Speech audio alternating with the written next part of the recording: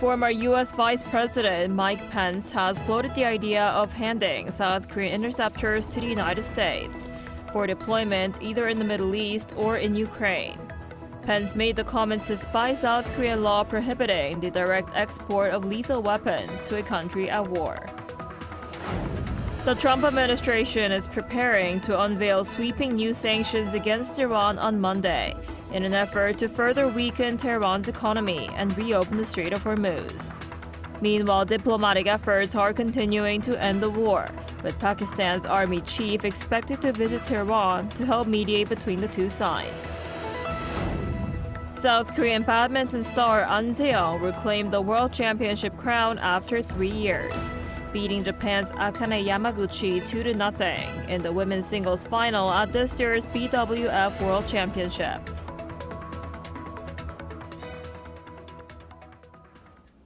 Hello and thanks for joining us on Arirang News. We begin today with former U.S. Vice President Mike Pence saying South Korea could help defend Ukraine's skies not by sending its interceptors to Kyiv, but by handing them to Washington. Pence made the suggestion from Kyiv this weekend at a time when Seoul is already fielding questions about North Korea's deepening role on the other side of that war. Our Kim Do-yeon starts us off. As Russia steps up missile strikes on Ukrainian cities ahead of the winter and with Washington's own Patriot missile stockpile stretched thin after the war with Iran, former U.S. Vice President Mike Pence says South Korea could help, not directly, but through the U.S. In an interview with CNN on Sunday Ukraine time, Pence pointed to this week's back and forth between President Trump and Seoul. He said it could be a chance for President Lee Jae-myung to step forward and make South Korea's interceptors, which he called highly sophisticated, available to the U.S. for deployment in the Middle East, in Ukraine, or with European allies. Under South Korean law, though, weapons classified as lethal can't be exported directly to a country at war. The back and forth that Pence mentioned likely refers to Trump's claim on social media that he asked President Lee to join U.S. efforts to pressure Iran over its nuclear program, and that Lee's answer was no thanks. South Korea's defense minister disputed that account, calling it inconsistent with the facts. Pence's suggestion that Seoul should make its interceptors available comes as Ukrainian President Volodymyr Zelensky claims North Korea is increasing its involvement in Russia's invasion. Zelensky said Pyongyang has agreed to send 30,000 more troops to Russia, with some reports putting the number as high as 50,000. Pyongyang has denied it, and Seoul has not verified the claim. In the latest report provided to the National Assembly, South Korea's military says the North is still preparing for the possibility of sending more troops, but sees no sign that a new deployment is imminent. It estimates the North has sent more than 16,000 troops since October 2024, along with massive artillery shipments. Battlefield data may also be improving the accuracy of North Korean missiles fired into Ukraine. Seoul also assesses that the North's short-range missiles are close to combat-ready, with a longer-range Hwasong-12 that can reach Guam being prepped for deployment. Its ICBMs could reach the U.S. mainland, but their re-entry technology remains unverified. Kim Do-yeon, Arirang News. And the Trump administration is preparing sweeping new sanctions on Iran as it seeks to tighten the economic squeeze nearly 6 months into the war. The move comes as Iran warns of possible retaliation, while Pakistan steps up efforts to mediate between Tehran and Washington. Our Lee Seung-jae has more. The Trump administration is set to unveil sweeping new economic sanctions on Iran on Monday, as Washington intensifies pressure on Tehran nearly 6 months into the war. U.S. Treasury Secretary Scott Bessent is expected to announce details of the measures at around 12 noon Eastern Standard Time. President Donald Trump has described the sanctions as part of an unprecedented economic campaign aimed at cutting off Iran's remaining sources of revenue. Trump has warned that countries providing Iran with an economic lifeline through banks, companies, or government institutions could also face severe economic consequences. The new package could include secondary sanctions targeting shipping companies and financial institutions in third countries that continue doing business with Iran. The Trump administration hopes further weakening Iran's economy could push Tehran toward reopening the Strait of Hormuz and making concessions. But Iran is dismissing the sanctions as nothing new. Foreign Minister Abbas Araghchi says similar measures have been tried repeatedly by previous U.S. administrations and argues that Washington's return to economic pressure shows it is becoming increasingly desperate. Iran has also warned it could respond militarily, raising concerns about possible attacks on energy infrastructure across the region. However, diplomatic efforts are continuing. Pakistan's Army Chief Asim Munir is expected to visit Tehran on Monday as Islamabad seeks to help mediate between Iran and the United States. Pakistan has taken on an intermediary role in negotiations aimed at ending the war, which began with U.S. and Israeli strikes on Iran in February. Iran says Munir's talk will focus on regional peace and security, as well as recent developments in the conflict, including Trump's threat of tougher sanctions. Lee Seung-jae, Arirang News.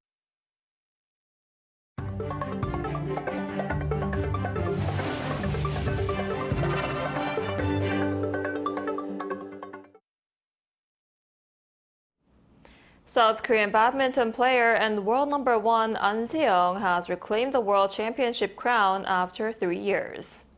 In the women's singles final of the 2026 BWF World Championships in New Delhi, India on Sunday, Ahn defeated Japan's world number 2 Akane Yamaguchi 2-0 with set scores of 21-17 and 21-14. Ahn claimed gold without dropping a single game throughout the tournament, despite playing through a foot injury sustained at last month's Japan Open. In the women's doubles final, the Korean duo of Lee So-hee and Baek Hana defeated China's top-ranked pair, Liu Shang-shu and Tan Ning, 2-0, ending Korea's 31-year wait for a World Championship doubles title. US-based K-pop girl group Katseye has scored its first #1 album on the Billboard 200. Billboard announced on Sunday that the group's third EP, Wild, debuted at the top of this week's chart with 170,000 equivalent album units. The album finished ahead of Phoebe Bridgers' Lost Weekend and Stray Kids' This and That. It marks Katseye's first Billboard 200 #1 since debuting in 2024. The group was formed through a partnership between HYBE and Geffen Records. Starting September, just in time for the crisp autumn air, Seoul's Gyeongbokgung Palace will open up its usually restricted upper floor of the Gyeonghwaeru Pavilion, offering panoramic views of the palace grounds. The special guided tour also includes the Hangwonjang Pavilion, allowing guests to experience the quiet royal retreat. Tours run every Wednesday and Friday mornings and afternoons through October. Online reservations opened this morning on a first-come, first-served basis through the Royal Palaces and Tomb Center website.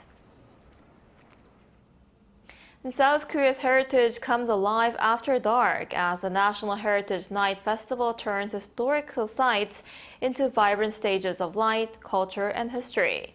Our culture correspondent Cho Young-eun was there. As the sun sets, historical sites across Korea take on a new life, transforming into vibrant cultural spaces. This week, we head to Suwon, Gyeonggi-do Province to experience its National Heritage Night and see how the event brings Korea's heritage to life after dark. I'm from Suji, Yongin. It's my wife's birthday, so we came here after work. It's our first time here. I'd only heard about it, but they've really done a great job. It's beautiful, and it's a great place to take a walk. I heard they had done a great job showcasing the national heritage here, so we came for a walk. The night view is also beautiful, so we're really enjoying our time here. Now in its 10th year, Suwon's National Heritage Night features media art performances at Hwahongmun Gate and light illuminations around the Yongyeon Pond. Suwon Hwasong Fortress, a UNESCO World Heritage Site, provides a unique setting. Originally built in the late 18th century by King Jeongjo, the fortress preserves a centuries-old history while standing alongside the city's modern life. I heard the National Heritage event had already ended, but then I found out it had been extended, so I came by chance. We also visited Gyeongbokgung Palace during its nighttime opening, explored some of Suwon's beautiful spots, and came to enjoy some good food. With interactive programs taking place throughout the weekends, visitors can explore the heritage sites while enjoying live performances and hands-on experiences. Running through August 30th in Suwon, the National Heritage Night can be experienced in other cities across the country, each event offering programs inspired by the local heritage. This event offers a new way to connect Korea's heritage with contemporary culture while preserving its historical value. 조영은, Arirang News. Running out of essential medication on a remote island can quickly become a medical emergency. That was the situation facing a tourist stranded on South Korea's southern Katseye Island. With worsening weather preventing ferries and helicopters from operating, fire authorities deployed a drone to deliver the medication. Our Tae-young has the details. A drone carrying medication takes to the sky. It is headed to a tourist in his 60s who has been stranded on an island for 5 days due to a high seas warning. After running out of medication and experiencing worsening health, he called 119 for emergency assistance. The tourist had run out of diabetes medication after passenger ferry services were suspended for several days due to the typhoon. While consulting with a 119 medical professional, we first checked his blood pressure and blood sugar levels. After checking the patient's vital signs, fire authorities decided to make an emergency delivery of diabetes and anti-thyroid medication.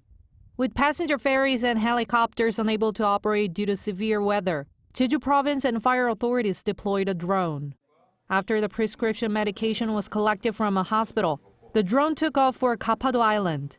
Despite strong winds slowing the flight, it reached the island in just 10 minutes and safely delivered the medication to the patient. Jeju Province has operated drone delivery services to Gapado, Marado, and Pyangdo Islands since 2023.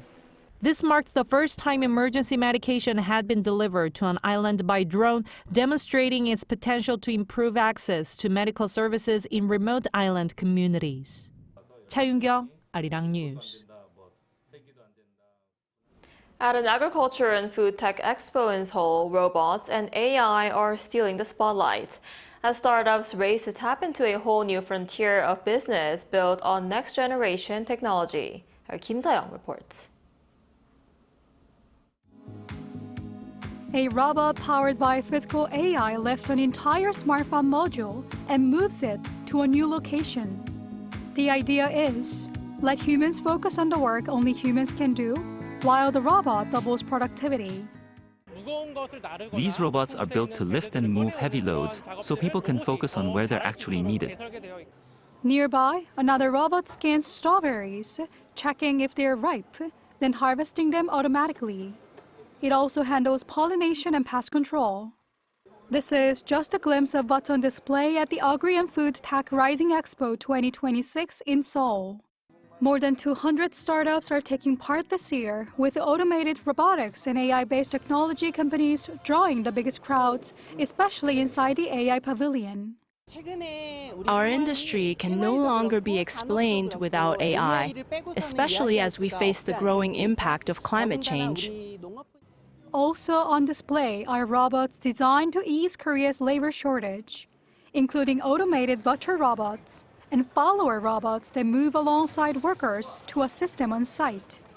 Each year, the Korea Agriculture Technology Promotion Agency selects around 400 promising startups, backing them with funding ranging from $20,000 to just over $300,000. Kim Se-young, Arirang News.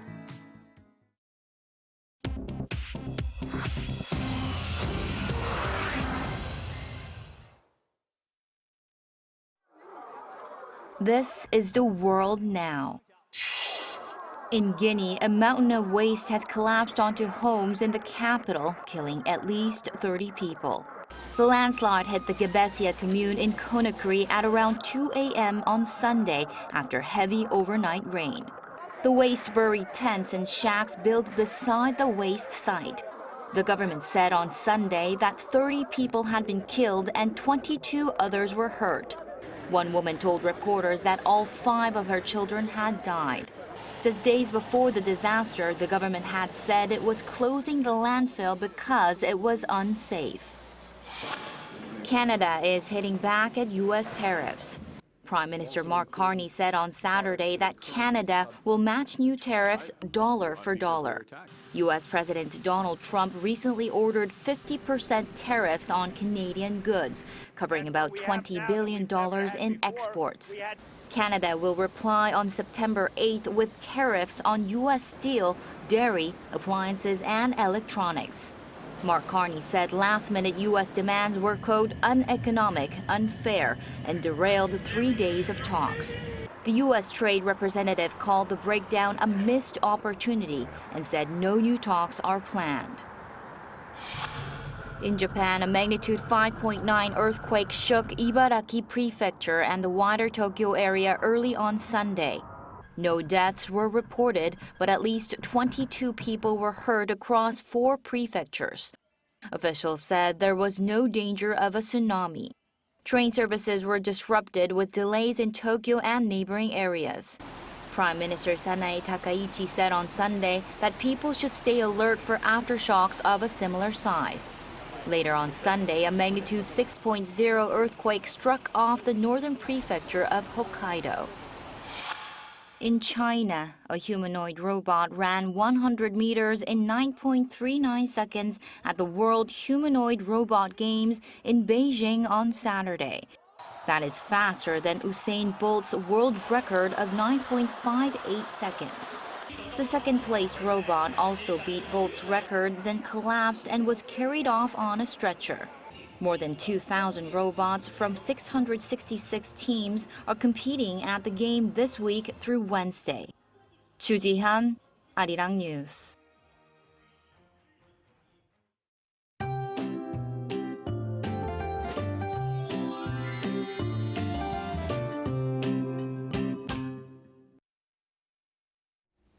Much of Korea had extreme weather over the weekend with downpours on Saturday, then midsummer level heat on Sunday. Heat wave advisories have expanded and been upgraded to warnings in more regions, including here in Seoul, with afternoon temperatures forecast to hover around 35 degrees Celsius in certain parts of Korea. The heat will also make the atmosphere unstable. There is a chance of sudden showers in parts of Gyeonggi-do and Gangwon-do provinces as well as southern provinces. But until that rain falls, skies will be mostly sunny. And even though we're nearing the end of August, it will still very much like midsummer this week with a chance of passing showers and that high humidity. And this afternoon, Seoul will be getting up to 33 degrees Celsius. Daegu, Busan, Gwangju will make it to 35 degrees this afternoon. Meanwhile, waves could reach up to 3 meters over the West Sea and around Jeju Island, so extra caution is needed for those heading out to sea.